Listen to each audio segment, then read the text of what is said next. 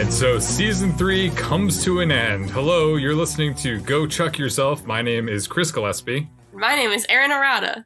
And we are here today to discuss the 19th episode that happens to be the final episode of season 3 of Chuck. And that is entitled Chuck versus the Ring, Part 2. See, it's good that you established what it's called because, as we established last week, I watched it on Amazon and this is not listed as a separate episode. So I had no idea what number this episode was. I had no idea its title. But now I know, so thank you. Right. As we discussed last week, this episode originally aired and is currently bundled on Amazon with the previous episode, Chuck versus the Subway. So really, there's us here at Go Chuck Yourself are doing something that's never been done before in really divorcing these two episodes from one another. Yeah. And I would contend making things a lot harder for ourselves in the process. Yes, I agree.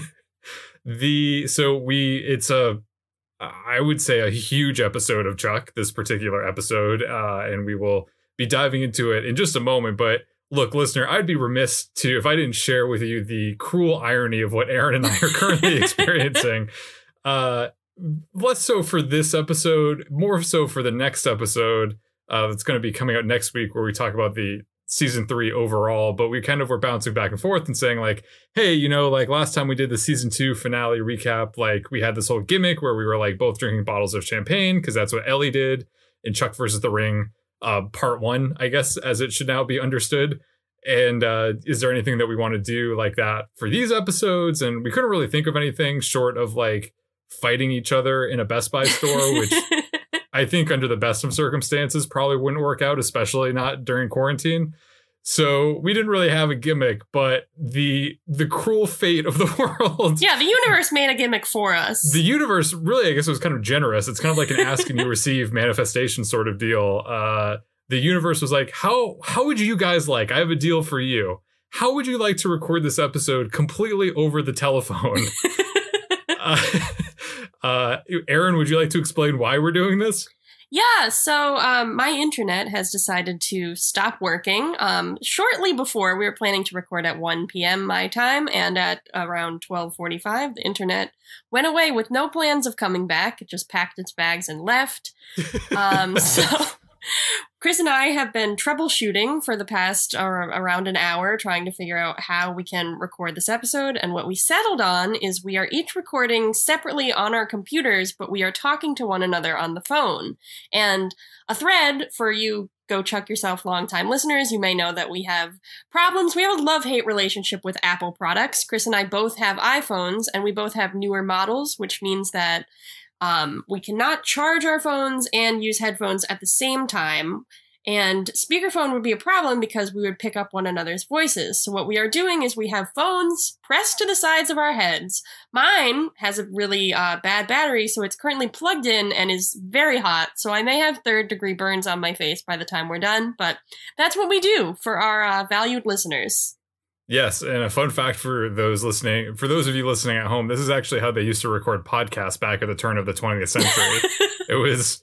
It wasn't done over Zoom or video chat. It was all done over the telephone and using separate microphones. So that's where we're at currently. And, I think this was a big challenge, but I feel like it's a good challenge to have in this particular episode, just as the main characters are trying to dig their way out of a pretty serious hole. We will adapt and we will thrive to this new situation. We're kind of like Ellie at the beginning of this episode when she's on the phone with Devin and Morgan. That's right.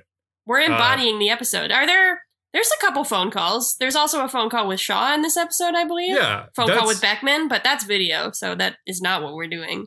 Now that we think about it, we should have just pretended like we intended to do this as a gimmick the whole time in celebration of all the different phone calls on the episode. It's not as exciting as drinking a bottle of champagne on the air. Definitely not.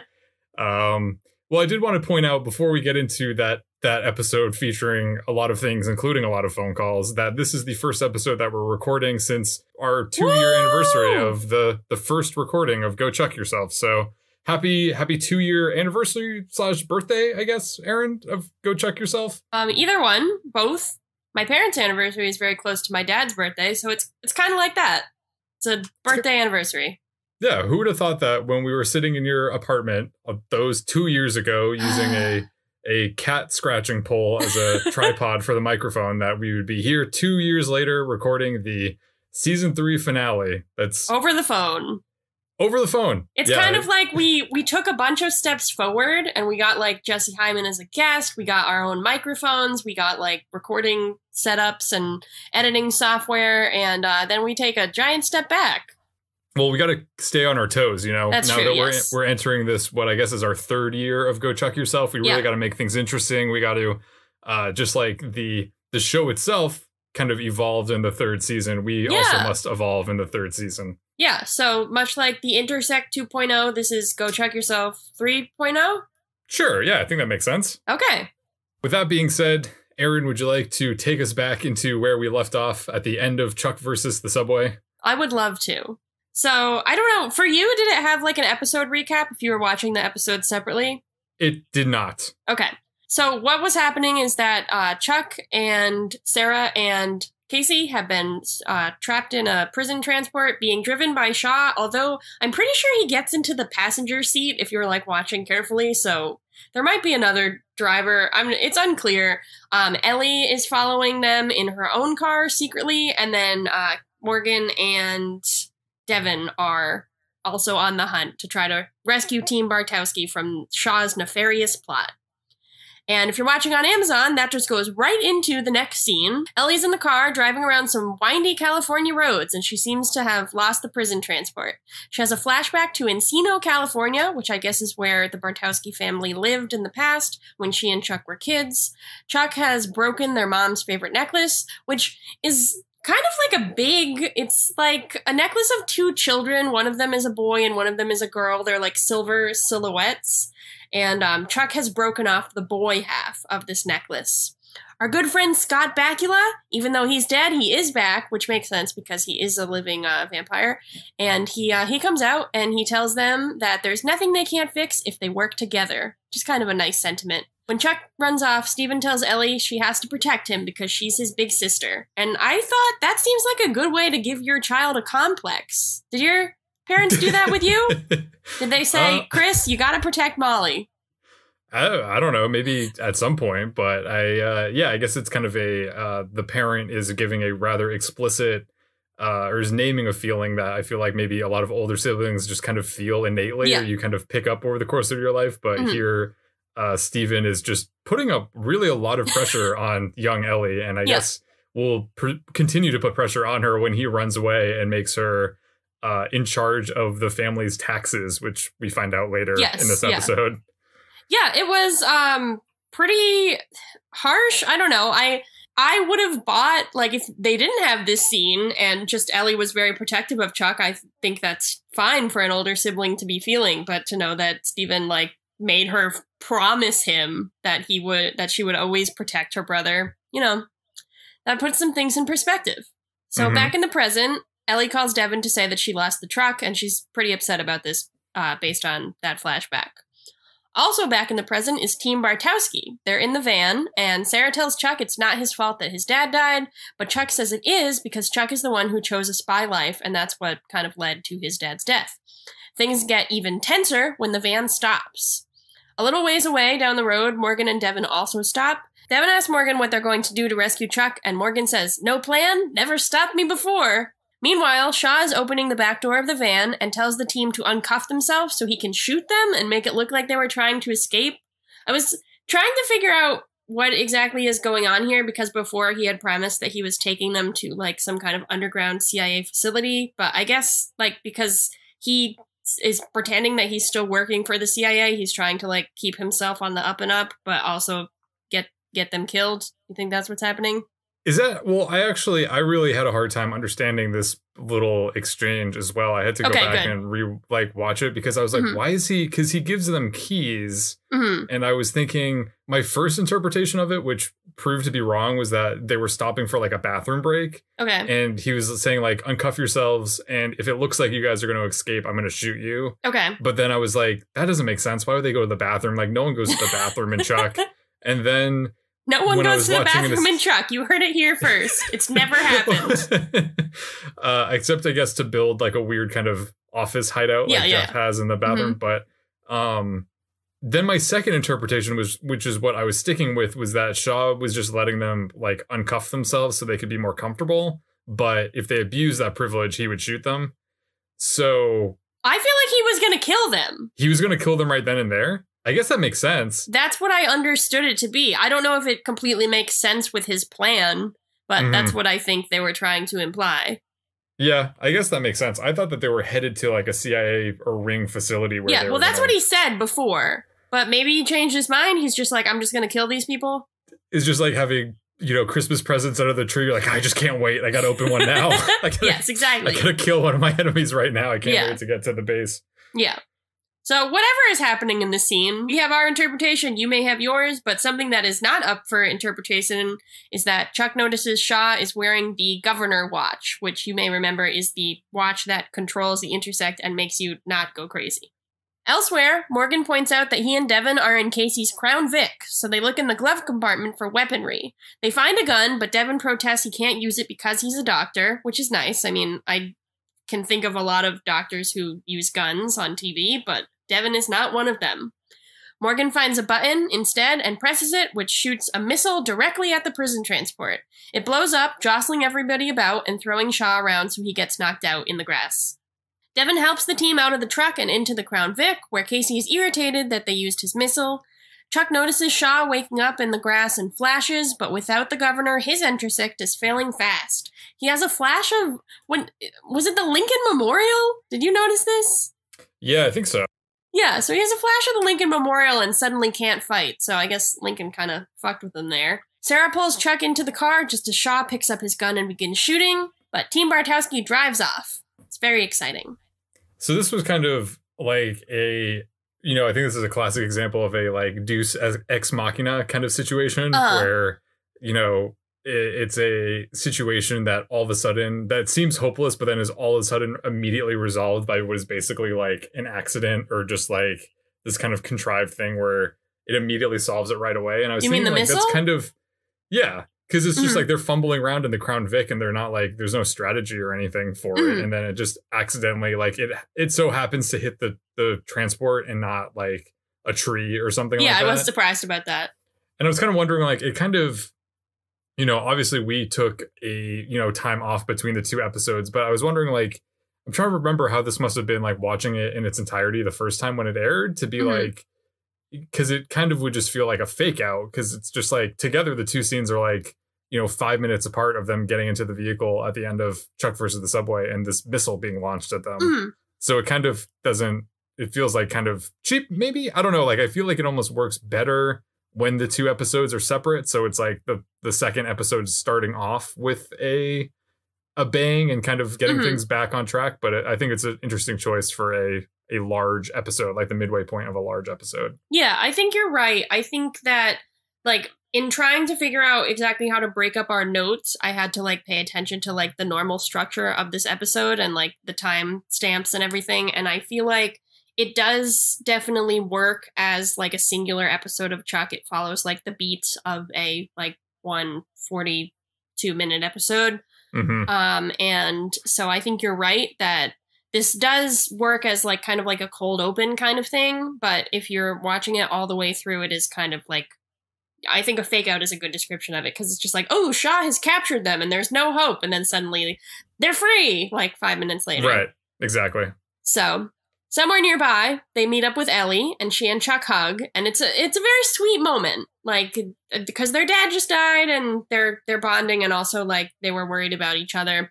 We cut back to Ellie's flashback where she agrees to always be there for Chuck. And I kind of thought we'd already seen that, but I guess she didn't agree to the premise before. Now, here's where we would normally expect the credits, but you can tell this episode is going to be a hot one because there are no credits. It just goes right back into the scene. And I guess maybe part of that is like because it was like divided over 2 episodes, but I also like tend to assume when there's no credits that it's because it's going to be a long episode and they don't have time for it. So they introduce like the credits are like over this next scene of like saying who's in the show and who worked on it, et cetera, et cetera. So we don't get to hear any cake this episode, unfortunately.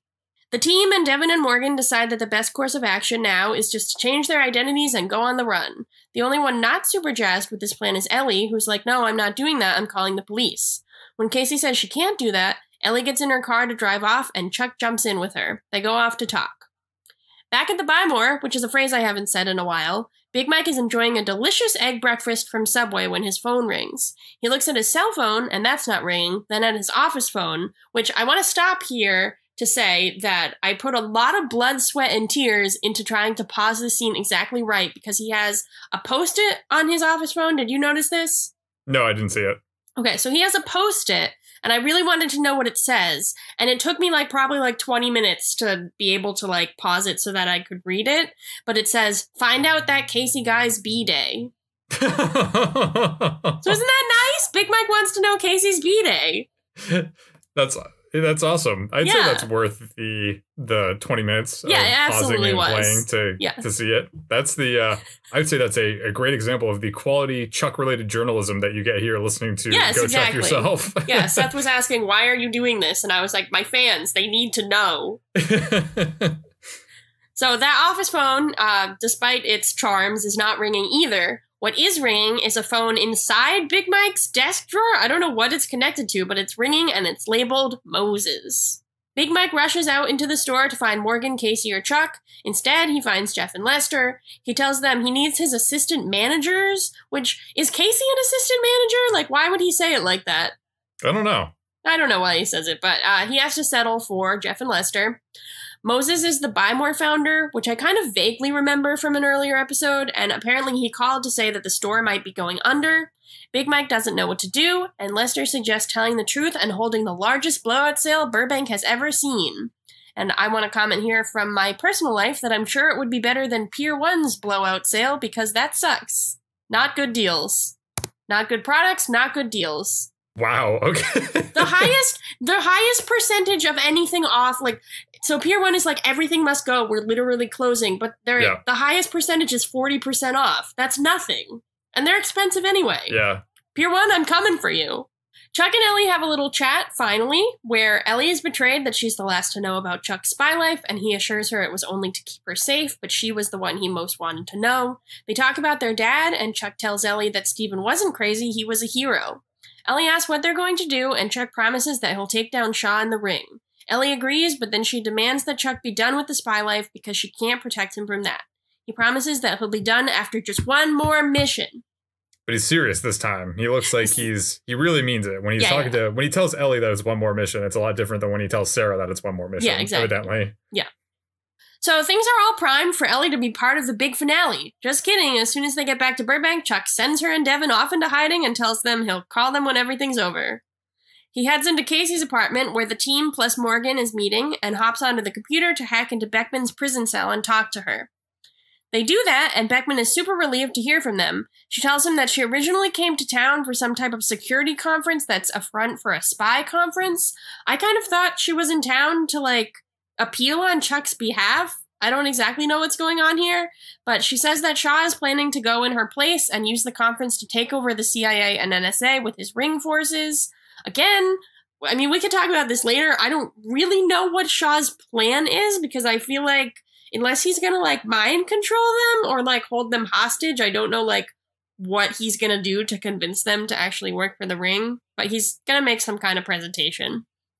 Beckman also says that the 5 elders will be there, and Chuck flashes and sees those people. We haven't seen them in a little while, but the people from, the, Legion of Shadows type room where they're, the silhouettes. Mm-hmm. This flash, though, is also fraught, and he has some trouble. At this point, Seth really demanded that I ask you a question, which is, does Chuck's flashes remind you of Jimmy Neutron's brain blast?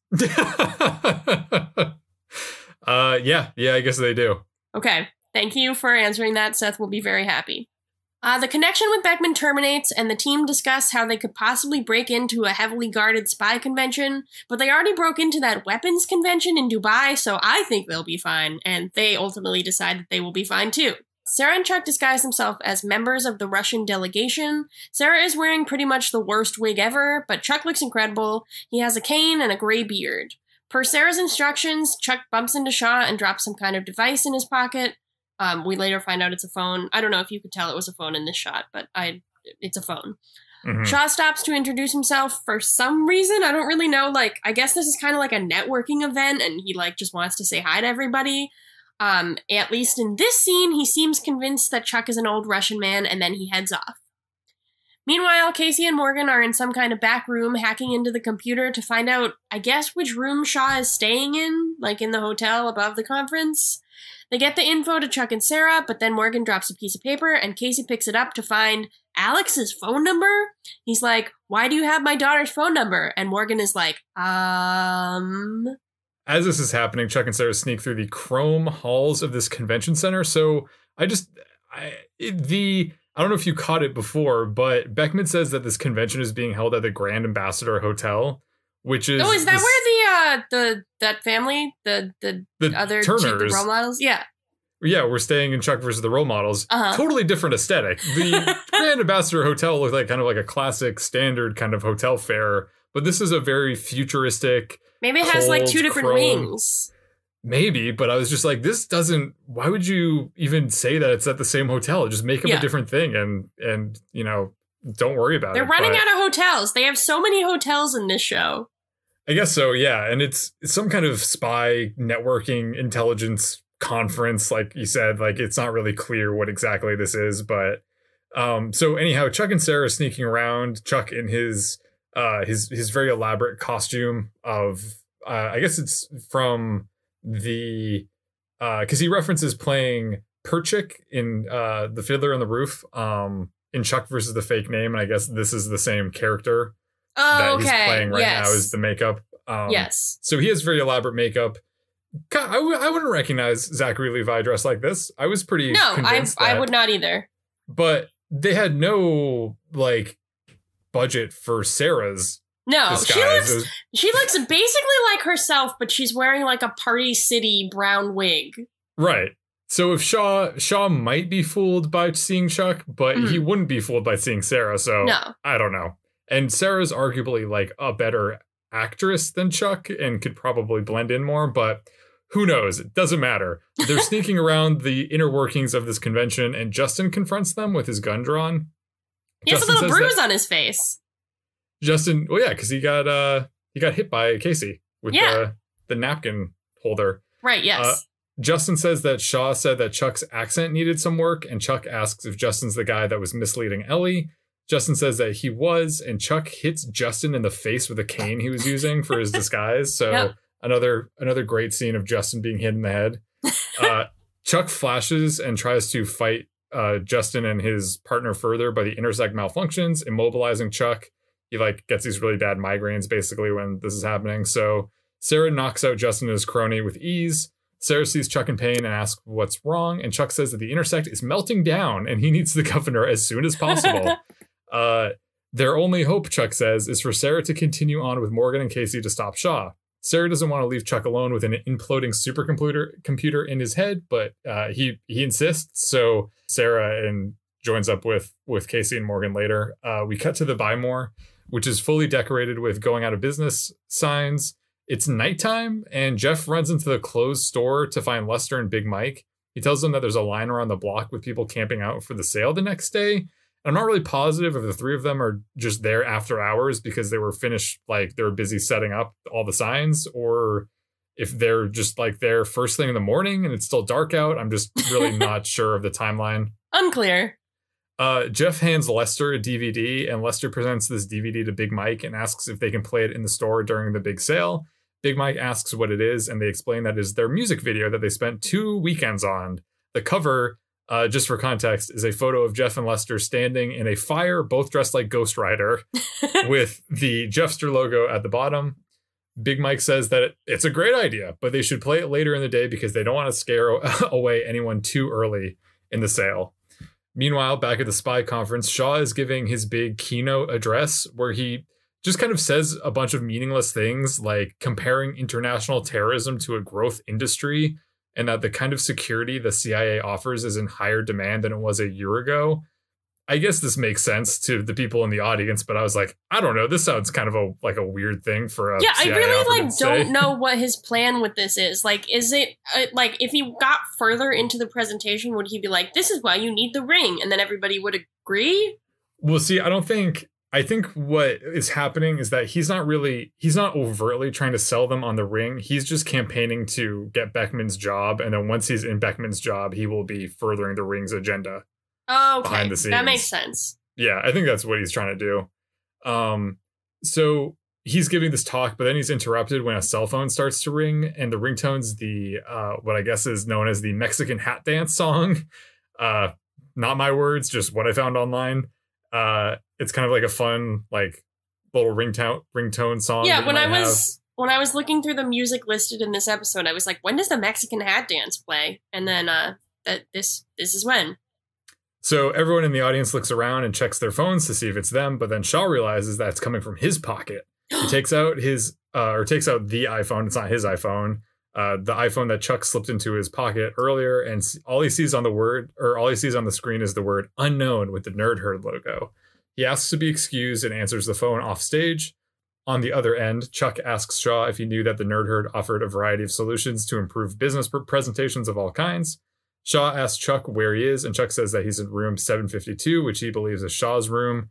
Shaw is silent, and Chuck continues saying that he also believes that the ring's elders are in the audience, and that they have to be wondering who Shaw is talking to so urgently. Shaw takes out a ring phone and sends a group text to the elders, which I assume reads, "Chuck's still alive, frowny face, frowny face, frowny face."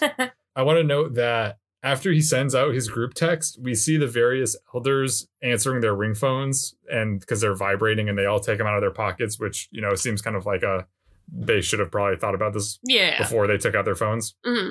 But it's kind of like there's one shot of someone taking out their phone, then there's another shot of someone taking out their phone, and then where there would have been a third shot of someone taking out their vibrating ring phone, Catherine's phone vibrated on the couch next to me. So I think Catherine has been one of the ring elders this whole time. I think that makes sense. Yeah. So needless to say, that's something that she and I are working through. That's good. Yeah. I know a good couples therapist if you need one. Shaw hangs up and returns to his podium to tell the audience that the presentation will resume in a moment, and tells them to remain seated before walking off the stage entirely. As this is happening, Casey continues to pressure Morgan about why he has Alex's phone number. Morgan explains that Alex gave him her number out of her own free will as friends, but Casey asks if there's something more than that, and then grabs Morgan by the throat. Casey observes that Morgan is showing all the physical signs of someone in infatuation: flushed skin, whitened pupils, quickened heart rate. Morgan says he only looks like that because Casey's choking him, at which point Casey drops him, and Sarah enters and asks what's going on. Morgan says that he was just out of breath, and Sarah tells him to get himself together. They have to go get Chuck. They all take out their guns, including Morgan, who has a machine gun, and head out. So I guess instead of going back to Castle, Chuck went up to Shaw's room to lay down for a little while he's not flashing, because he's still in the mission. In fact, he's like doing the most stressful part of the mission. Yeah. So I don't know why he told Sarah to go on without him. I don't know. So Chuck is sitting by himself in Shaw's room. He's sitting at like this big fancy desk with a laptop open. Shaw says... Shaw walks in and then says, "No gun, huh, Chuck? You're very brave. What's happening?" Chuck tells Shaw that he's under arrest, and Shaw says that he wants to know Chuck's plan, and Chuck says that he's not going to make the classic villain mistake of explaining his plan in detail. Shaw's kind of taken aback by this, but then Chuck breaks and said that he'd love to tell Shaw his plan. Chuck explains that they had no idea how to identify the ring elders, but Shaw did that for them by texting them in their group chat. Shaw's face starts to drop, and Chuck says, "On behalf of the CIA, the NSA, and of course, your local Buy More, I'd just like to say thanks a lot." Cut to Casey and Morgan running up a stairwell. They bump into Justin, who's leading a diverse group of business professionals down the stairs. I'm assuming these are the ring elders, but they kind of look like models from like a business textbook, sort of. They're a lot less intimidating when you see them in person. I guess I understand why they're always covered in shadows, because it makes them scarier. They're very mild-mannered. Casey and Morgan point guns at them and tell them to put their hands up. Justin and the diverse group of business professionals, who I'm assuming once again are the ring elders, oblige, and Morgan says that they are the disease and he's the cure, which is a reference to the Sylvester Stallone movie Cobra. Casey tells him to chill out because he didn't actually put any bullets in Morgan's gun. Sarah approaches the ring elders from the stairs above and pages Chuck to let him know that they were successful in capturing the elders and that he needs to keep Shaw occupied. Chuck says got it, and then tells Shaw that they just captured the ringleaders. Shaw asks if Chuck knows what they did wrong, and then points out that Chuck and his team are fugitives. Under whose authority could they possibly arrest Shaw?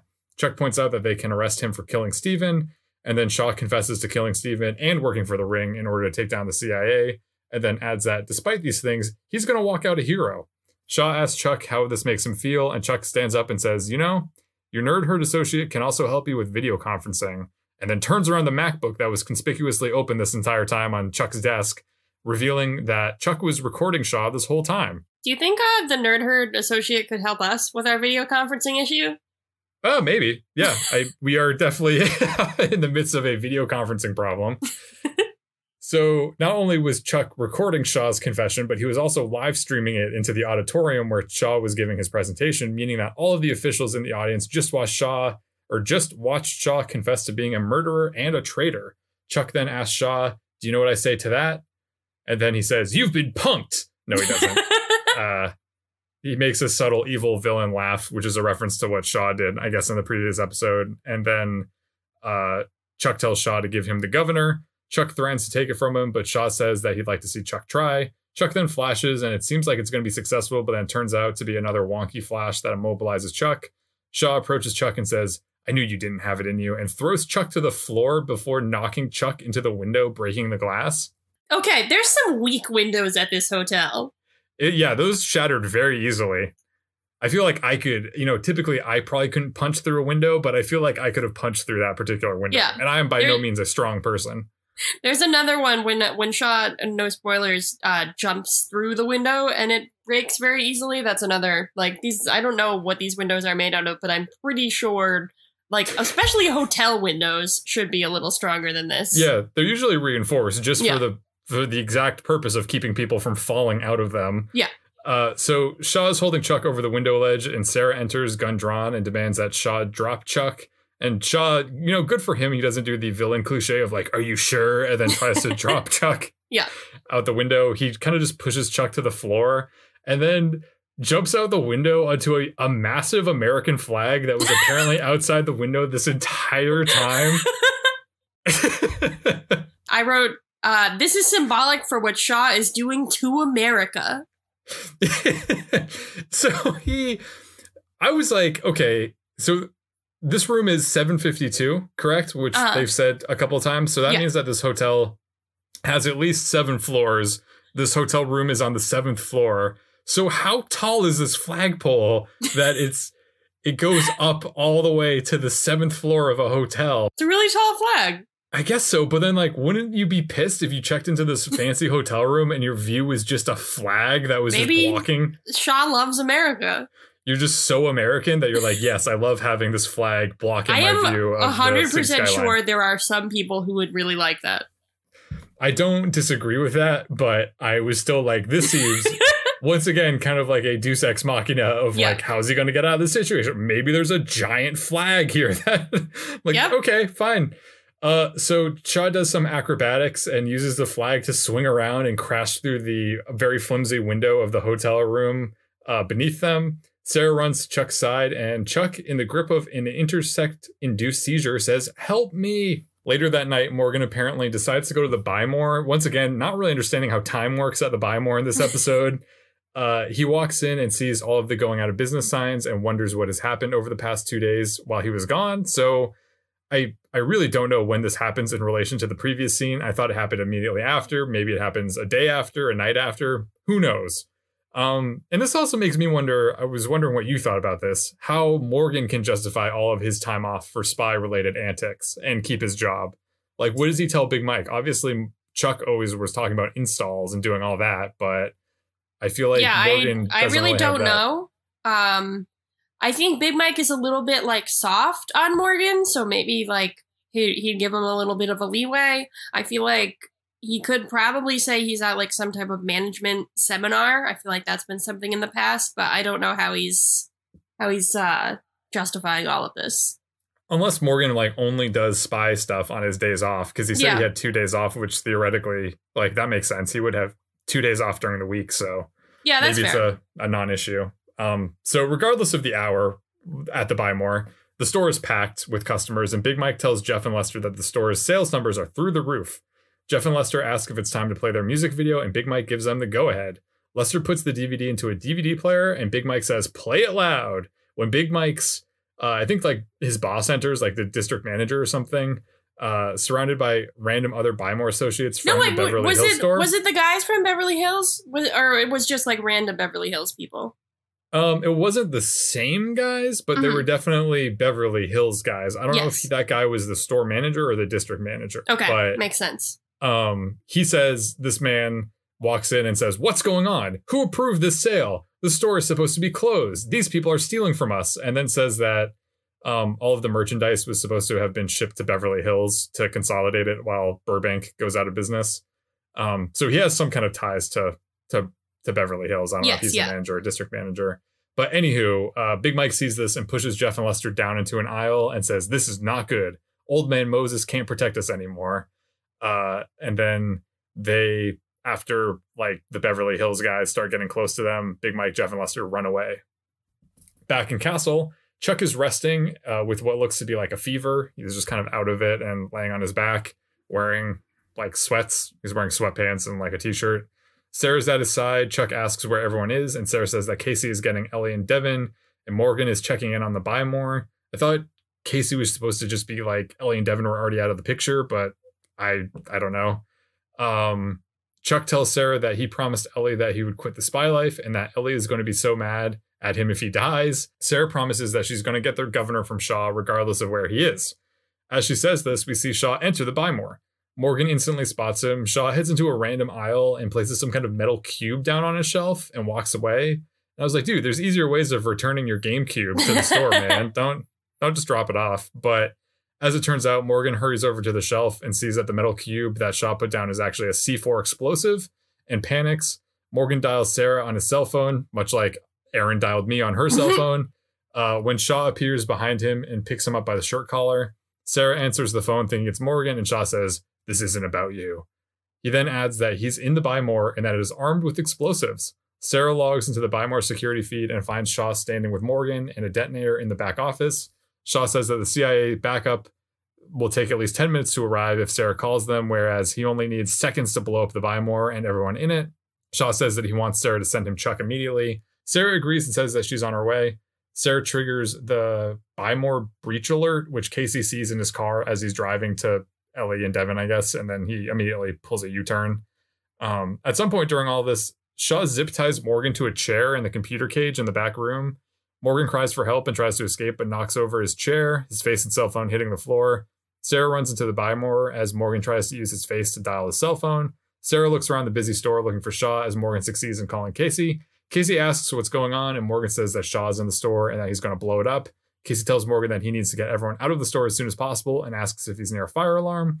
Morgan says that he is, but he's trapped inside the cage with his hands cuffed to a chair. Casey tells Morgan that he needs to break his thumbs in a homage to Chuck versus the Suburbs, where Chuck has to break his thumbs. After asking Casey to clarify, Morgan agrees and after a moment succeeds in breaking his thumbs. Jesus. I was once again thinking about my own strength here. I'm like, how strong do you have to be to break your own thumbs? You gotta be pretty strong, right? You gotta be pretty strong-willed, I'd say. Out on the sales floor, Sarah encounters Shaw, and Shaw asks where Chuck is. Sarah says that Shaw doesn't want to kill all of the innocent people in the Buy More, and Shaw says that she's right. He doesn't want to do that, but he would like to kill Chuck, and he wouldn't mind killing her too. They both reach for their guns. Big Mike, Jeff, and Lester hide in the home theater room and try to formulate a plan of escape. Jeff suggests that they use pineapple, and a throwback to the Season 1 episode Chuck versus the Nemesis. Morgan, meanwhile, manages to escape the cage and approaches the fire alarm, and is about to pull it when the fire alarm goes off on its own. Turns out Jeff beat him to it. The lights go out in the Buy More as the alarm sounds. There's no like message or recording of people saying like, please exit the store in a calm and orderly fashion. Like everyone just freaks out. Nope, they just run. Yeah, stampede. Which is the exact opposite of what you're supposed to do in this situation. They all panic and swarm out, causing quite a scene. Sarah is jostled by all of these customers running at her, kind of like they're like a bunch of wildebeest basically, and Sarah's like yeah, like in The Lion King. Yeah, exactly. Shaw runs up to Sarah like while she's distracted by all these customers and takes her at gunpoint. And no one apparently sees this or cares about it. I'm like, wouldn't you see this large man take out a gun and hold this woman hostage? They're too busy panicking. They don't care. They just want to get out of there. I guess so. Back in Castle, Chuck is woken up by all of the alarms sounding, and in the midst of all of this, he sees Shaw capturing Sarah on the Buy More security feed. and starts like having these really impromptu flashes. In the dark, empty Bymore, Shaw handcuffs Sarah to the nerd her desk and asks where Chuck is. Sarah says that he's not coming because he can't. As she says this, we hear the automatic doors at the front of the store open. Shaw approaches the doors and we see Chuck walk in looking like a badass with his gun and his sweatpants. Yeah, he does. Chuck points his gun at Shaw and says, "Gunfight, is that what you really want?" And Shaw asks if Chuck has one good flash left. Chuck says that he left the best for last, and the two men throw their guns to the side and both close their eyes and flash. Shaw flashes without a problem, but Chuck flashes with some complications. Chuck stumbles and hits the tray of the DVD player holding the Jeffster DVD, which was still ejected for some reason. I guess none of the customers accidentally bumped into it while they were running out of the store. So all of a sudden, all of the Bymore's TVs start playing a Wild West background, and we see Lester dressed like a cowboy, and we see Jeff dressed like hey, did you see that the football team from Washington is finally changing their names? Isn't that great? Yeah, let's focus on that. It was not great.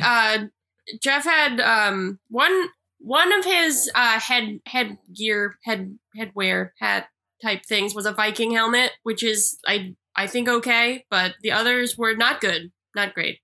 No, the other was a traditional headdress, which is not great. Yeah. So there's this really weird video of Jeff and Lester squaring off in the Wild West in the background while Chuck and Shaw square off for real in the Bymore. Chuck and Shaw have what can only be described as an incredibly intense martial arts fight, while Jeffster rips into a cover of Bon Jovi's Blaze of Glory.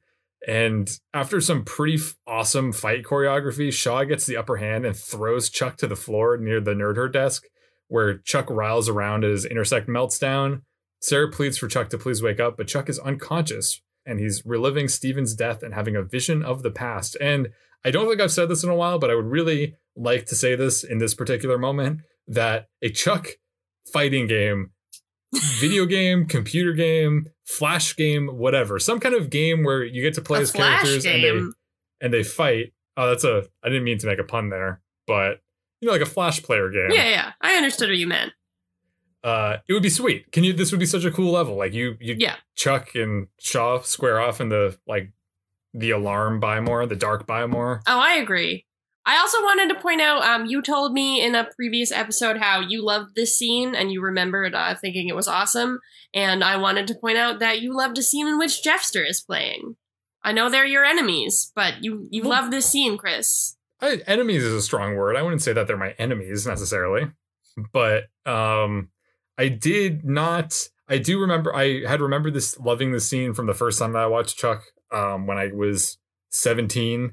And I had really high hopes for it. I evidently misremembered a lot of it because for one, I thought that the sprinklers were going off in the scene, so everything was wet. That would be cool. Yeah. That would have been cool. Yeah. But then I could have sworn that Jeffster was not singing Bon Jovi. I thought they were singing The Final Countdown during the scene. Oh, that's cool.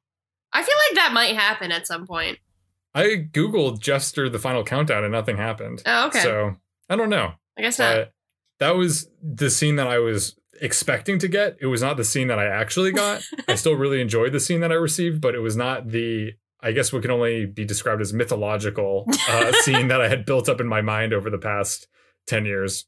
So Chuck is having major flashing issues, and he ends up flashing back to his younger self, sneaking into his dad's office. In the office, he activates something on an original type Mac and turns on what seems to be like a proto-intersect. His dad rushes in and is surprised that Chuck's okay after seeing all these flashing images. Steven says Chuck processed an incredible amount of data, and Chuck asks what that means. Steven says, "You're special," just like he did when he was dying. So Chuck is special. He can handle intersect stuff? I don't know.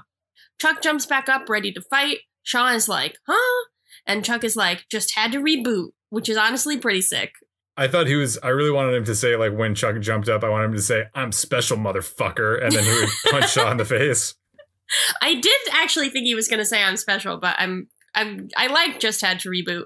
Yeah. They continue their big fight, and I found myself wishing that Sarah could be a little bit more a part of it. She's continuing to be handcuffed to the nerd her desk. There's a lot of shots of her struggling, and I was wondering, do you think that they shot all of them as in one take, or do you think Like, do you think they just shot one take and then split it over this? Or do you think they, like, told her to do different things in different shots? I don't know. I mean, I'm sure that the fight scene between Chuck and Shaw probably took a lot of time and effort. And I don't know if they, like, would have made Yvonne sit there for the entirety of that. But maybe they did. But I guess, I didn't really think about that. But it would have been really cool if it was, like, Chuck and Sarah, like, tag teaming against Shaw. Yes. But maybe they would have been overpowered in that situation. I don't know. Yeah, it's, I guess we could talk about it later, but ultimately Chuck does get the better of Shaw. Shaw says, "You'll have to kill me." Chuck says, he doesn't say been there, done that, but he basically says been there, done that. And then Sarah stands up and whacks Shaw in the head with the, like, pole that she was handcuffed to. So she does, in the end, get her moment, which I think is good because, like, he hurt her as well. Like, he killed Chuck's dad, yes, but he also, like, really hurt Sarah. So it's good that she gets to take him down. Yeah, kind of sucks that she's reduced to the damsel in distress during this particular scene. Yes, I agree, because she's, like, such a badass. But, yeah, that's what happens. My next note just says governor and a hug, which sounds like either a good or a bad thing, depending which governor you're talking about. But I think it means that Sarah and Chuck embrace, and then Sarah gives Chuck the governor back. Yes, and then he immediately feels a lot better now that he's embraced by the governor. Yes. Outside, Big Mike laments the fact that they're all about to be fired, and Jeff offers the only solution he can, burning the Bymore to the ground. Big Mike is horrified by this and heads off to his own car, but not before telling Lester, "Your singing voice is a vocal felony," which I liked. Inside, the gang and some extra spies are looking for Shaw's detonator. We're treated to a nice scene where Casey is impressed with Morgan for breaking his thumbs, but still pretty adamant about Morgan not dating or talking to Alex. In their own corner, Chuck tells Sarah he's committed to quitting the spy life for Ellie, and Sarah is okay with this. Chuck is a little concerned that Sarah won't be able to love a regular guy, but Sarah's like, "Jesus, Chuck, we're past this. This stopped being a concern like 5 episodes ago." At this point, Morgan finds the detonator, which is good. He's pretty excited until, because of his broken thumbs, he drops it. In a very real-looking explosion, the Bymore blows up. Jeff and Lester are looking on, and they're like, "Did we do that?" We cut to a news report about Jeff and Lester being the masterminds of the explosion and also being on the run. This is playing at a party where the Bartowskis, Morgan, Sarah, and Casey are toasting to Steven. Chuck says that they know now that there was nothing more important to Steven than family. Alex shows up around this point and has an awkward hug with her dad, which reminds me a lot of when I try to hug my dad. Morgan tries to talk to her, but Casey steers her away. Across the room, Ellie asks Chuck if he's really done with the spy game. Chuck looks over at Sarah and says he's done. But is the spy life done with him? He gets a text from an unknown number that tells him to go to his computer, so he does. It tells him to press enter, so he does that too. And it's a message from his dad. Steven seems to tell Chuck to go back to... So I'm a little confused here. What does Steven exactly tell Chuck to do? Like, where does Chuck go in this next scene? Well, he goes back to their childhood house. Okay. So, like, why is that empty? Why does no one live there? Why is it still, like, unfurnished and everything? Like, do they still own it? I guess the implication would be since no one else lives there and their, like, old furniture and all the stuff is still in there, I guess they still own it. But why wouldn't they... I guess you probably wouldn't want to live in that house if you had so many bad memories in it. But I don't know. I feel like Chuck and Ellie could have made some money if they...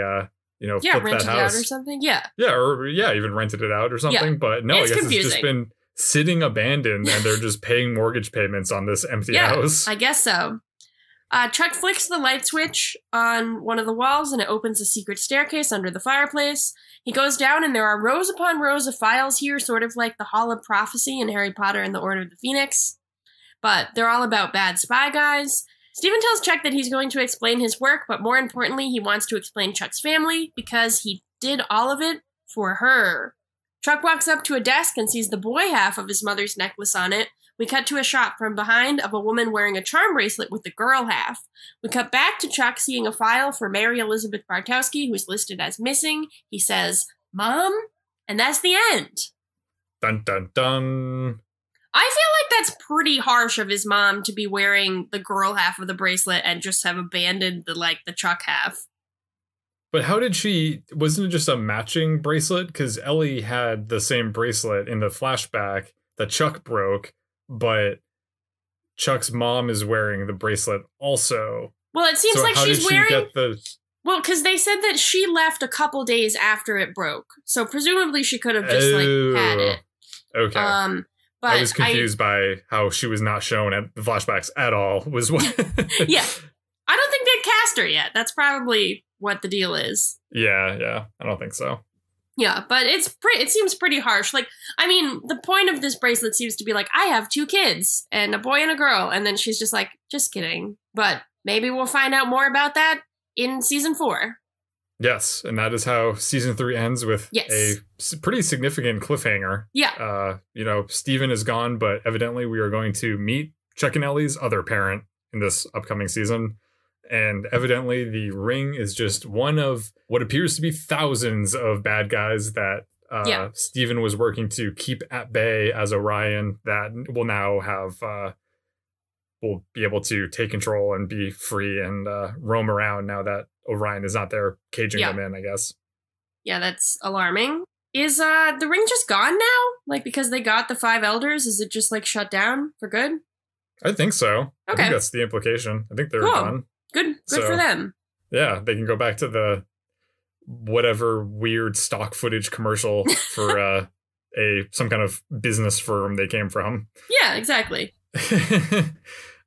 So this next part of the show is Chuck, Marry, Kill, where we highlight one element of this episode that we'd like to marry and one element of this episode that we would like to kill.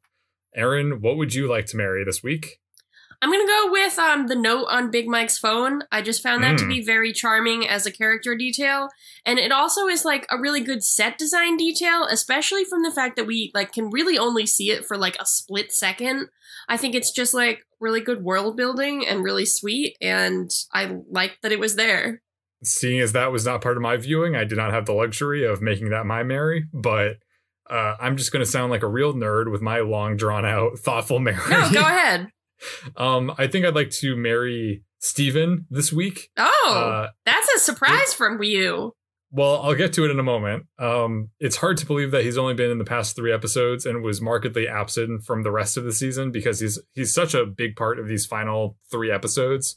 And I think Scott Bakula does a really good job of playing father to Ellie and Chuck when they're adults, but also when they were children. I thought he did a good job in the flashback scenes, and I think that the writers did a really good job of writing Steven as a character, and that Scott Bakula did a good job performing him. And I feel better entering Holy Matrimony with Scott Bakula because based on our recent Twitter poll, 94.7% of respondents said that Scott Bakula is just Scott Bakula and not Scott Dracula. Oh, thank God. Although it is not 100%, which gives me pause. It's only 94.7. So there's like 5.3% out there who are like, I think it's Dracula, but I suppose it's close enough. I also wanted to give another shout out to Big Mike and his meta line about, it's like when the Bymore explodes and there's this big like CGI fiery explosion and everything. Big Mike says, the crazy nerds finally succeeded in blowing up the Bymore, which I thought was funny because obviously there have been characters in the show that have attempted to and have been threatening to blow up the Bymore in the past. And I feel like that kind of is like the show's writers have been toying and teasing with blowing up the Bymore for a while, but they could never really pull it off. So I thought it was a nice little touch that Big Mike was acknowledging that this thing finally happened as a nod to the viewer. Seth was laughing because he obviously does not watch Chuck with me regularly, but he is sometimes in the room when I am watching. And he was thinking it was pretty weird that the Bymore was such a, like the store closing and everything around the Bymore was such a big part of this episode. And I was like, no, they really go back to that well quite a lot. There are a lot of threats to the Bymores closing or blowing up, etc., etc. Yeah. And this time it finally happens. Yeah, it really had a big fiery death. What would your kill be, Chris? My kill, I really feel like Shaw was a missed opportunity in these past few episodes, especially this one. I think we saw a really different, interesting side of Shaw in Chuck versus the other guy, and in some capacity, Chuck versus the American hero. When he started to get unhinged and kind of bent on avenging his wife and realizing that he wants to fight the CIA and he wants to hurt Sarah and all this kind of stuff. And I feel like it's a shame that Shaw isn't more unhinged in these episodes. Like, you would think that dying in a river and coming back to life and having a supercomputer installed in his brain would really destabilize him. Mhm. But he seems basically fine. I think it would have been compelling for Shaw to be able to act like he's fine when he's around other ring agents or when he's around the CIA, but to like really be losing it and to show that to Chuck and Sarah. Like, because especially after Chuck exposes Shaw to the rest of the government agents, like at that conference during the live stream, Mhm. Shaw really has nothing left to lose, and he basically just wants chaos by blowing up the Buy More. Yeah. But he's still so prim and proper, and I would have really liked to see him have like an arc like Harvey Dent in The Dark Knight when he starts off as a hero but has this kind of traumatic event happen to him and comes back as this deranged villain. Yeah, And I do feel like he's kind of like, I don't want to blame Brandon Routh for this, but I feel like Shaw, for lack of a better word, exists in the beginning half of the season. Like, he feels like a real person, and then essentially, like, these last couple episodes, he just feels like a cardboard cutout. Like, he's just like the enemy. He's not really like doing anything. Like, there's like flashes of it where like when he like talks to Sarah or like but really he's just like fulfilling the role of like any villain of the week. And since we've been with him for the whole season, I was disappointed about that because I like him as a character. Right. And I think it boils down to because like when he gets really interested and kind of gets like turned, he has this motivation of what he's doing. Like, he wants to avenge his wife and he's hurt and he wants to extract that. But in these later episodes, he really doesn't have motivation. He basically is just trying to like work for the ring and do the ring's vague, business of being evil or what have you. And it just felt like it kind of, he used to be, Shaw at some point was more multidimensional, and then the Shaw that comes back from comes back from the grave, I guess, is less interesting and not as compelling as he could have been. And admittedly, I couldn't help myself, and I was like, we didn't see Shaw like die, and even when he's died before, it doesn't really matter. So I'm like, does Shaw come back at some point? And evidently he does come back. Oh, he does? So yeah, I guess we'll see what happens then. Oh, okay. I don't remember that at all. So yeah, I had no clue. Cool. My kill, I have a couple. One is small, which is just Shaw's flash face. I didn't really care for.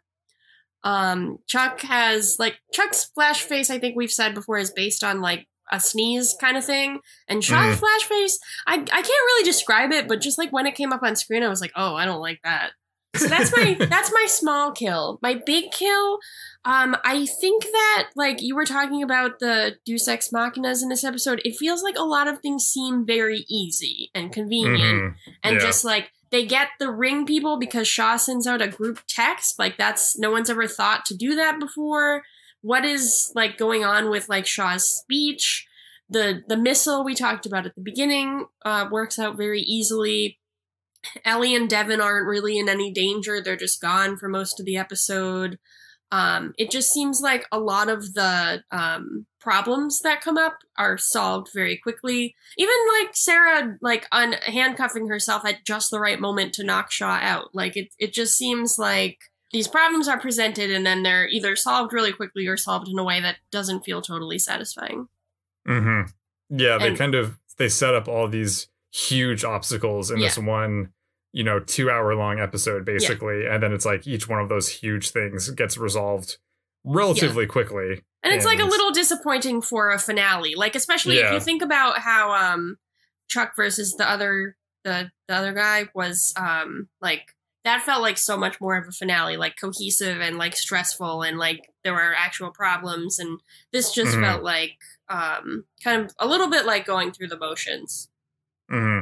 Or even like Chuck versus the Ring, full stop, part one was a good finale, I feel like, where they had things seemed really big, but it was also satisfying to end with everything.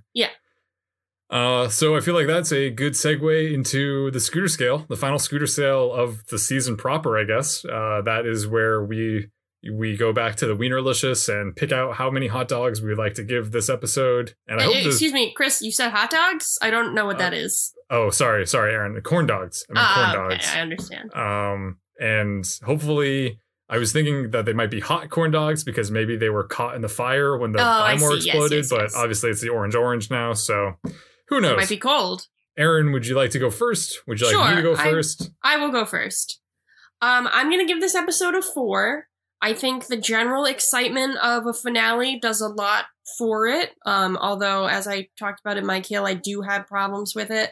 I think that the relative ease with which a lot of the problems are solved, the issues with Shaw and his character, some general confusion about what exactly is going on, particularly with the spy conference that doesn't really come up as, like, it's not, a lot of things in this episode feel underutilized. I feel like if this wasn't the end of the season of Erin, if this wasn't, the finale episode, my score might be lower, but just because, like, it is the finale, I feel like I have this weird sense that I have to give it a little bit of respect. I do feel like the fight between Shaw and Chuck is is really well choreographed and is pretty exciting. I really liked some of the, set design choices. I liked some of the characterization of Morgan and Casey, the introduction of Alex as a potential romantic partner for Morgan. And I like what it's setting up with Chuck's mom at the end. So I'm giving it a 4. If it wasn't a finale, I'd probably give it closer to a 3. But because it is, and because there's these good, exciting moments, I'm gonna stick with a 4. What about you? Well, I think you bring up an interesting kind of angle of how would you feel about this if it wasn't the season finale? Mm-hmm. And I would like to ask you, how would you, if you combine Chuck versus the Subway and this episode and just consider it to be one episode, what would you give that super episode? Oh, that's a good question. Do you have in front of you what I gave to Chuck versus the Subway? I do. What did I say? You gave Chuck versus the Subway 3.5 corn dogs. Okay, so I mean, it seems like I just don't really like these two episodes very much.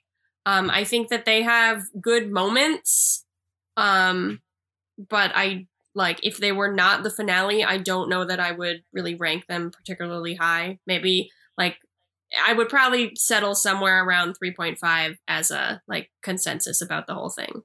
Okay, all right.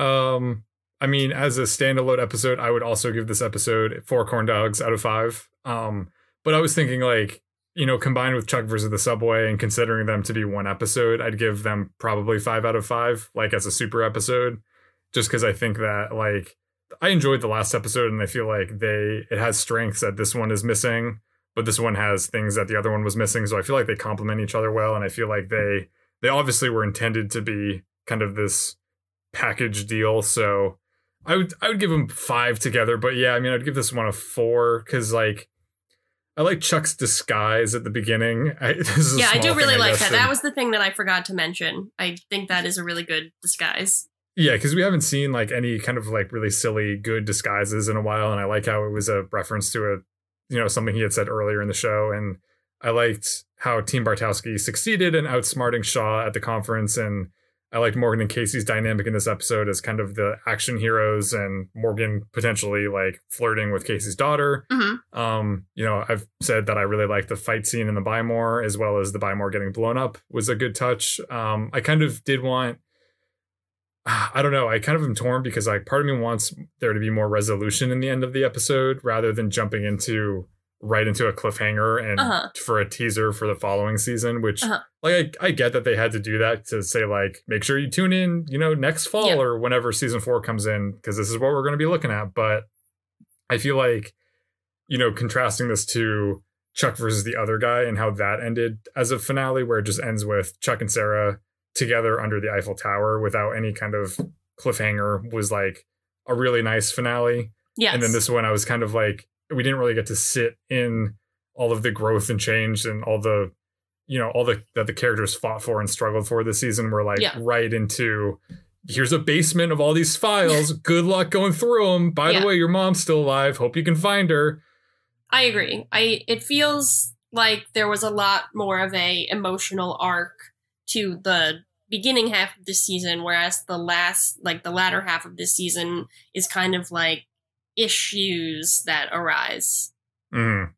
Yeah, I mean, I think this episode is a good way to close season 3, and I think at its best it evokes some of the strongest parts of season 3 while also being somewhat dragged down by some of the weaker elements of this season, specifically this later third of the season, this final 6, where they're kind of struggling to regain footing. Interesting stuff. So that is Chuck versus the Ring Part 2. Part 2. Don't ask us to do Chuck versus the Ring Part 3, because that's not a real episode. Is that not? As far as I know, I guess that means the ring is gone. Now that I'm saying that, I'm hoping that there's not a part 3, but I can't believe Shaw comes back. Like, that must be one of the, like, season 5, like, things. Like, yeah, it is. Okay. Because I remember, like, season 5 is kind of like villain of the week, but with people who have been there before. So I guess that makes sense. I'm going to be excited to see him. I gotta say. I will be curious. Yeah. I know he's a polarizing character for people, but yes. And obviously even a polarizing character for us, I guess, over the course of the season. And that we'll talk about it more in our wrap-up episode, but I did not understand why people didn't like him before, and now I am starting to get to that point. Well, that's good. That's what Go Chuck Yourself is all about. Yes, it is. You know, you're kind of confused. You're like, why don't people like this? And then you're like, I see. Yes, I see. But overall, still feel good about this season, I think. Yeah, I would say the season of Erin is done. It's hard to say if season 4 will be the season of Erin 2.0 or if it maybe will be the season of Chris. We don't know yet, but I am excited. I am excited to finish season 3. I enjoyed it as a whole, and I am excited for season 4. Yes, I look forward to giving the hashtag season of Erin a proper send-off in our next episode next week. Yes, me as well. So tune in for that. Thank you for tuning in for this. Yes, I hope that we won't know until all is said and done, but I hope that us talking on the phone was not that big of a problem for you, the listener. I feel like we handled it okay. I feel comfortable with how we did. Yeah, my face is so far not burned. Yeah, mine's a little sweaty, but could be worse. So with that being said, my name is Chris Gillespie, reminding you that food is sexy. And my name is Erin Arana, letting you know that anything, even amid technical difficulties, is possible. If we work together. That's what Steven said, right? You can do anything if you work together? Oh, that is what he said, yeah. And we did. We can fix anything if we work together. Yeah, thanks, Steven. Such a nice way to end the season. Yeah. For a season that's seen, I think, both of us in varying capacities, or you at least were eaten by an alligator at some point in this season. Yep. Go Chuck Yourself. You got coronavirus. That wasn't a bit. That was just something that actually happened. I was thinking more of bits. I was going to say I turned into a vampire. That was a fun version of it. Mm-hmm. Similar things. Did you actually get attacked by alligators then? Is that? Oh, well, I was saving. I was going to tell you after, like, when we stopped recording, but yeah, I did. Oh, it did happen. Sorry to hear that. Yeah, it hurt, but you know, in the end, it's an experience I can tell people about. So, yeah, that's that signature errata optimism that I love so much. Yep. So we'll see you next week when we're going to be talking about all things season 3.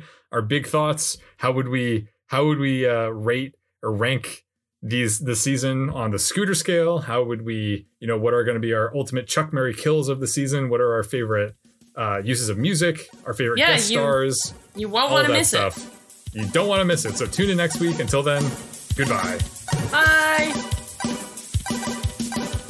Thanks for listening. As always, a big thanks to the artist Hatakoa and the fine folks at freemusicarchive.org for providing us with our theme song, Warm Up. If you want to drop us a line, you can reach us at GoChuckYourselfPodcast@gmail.com.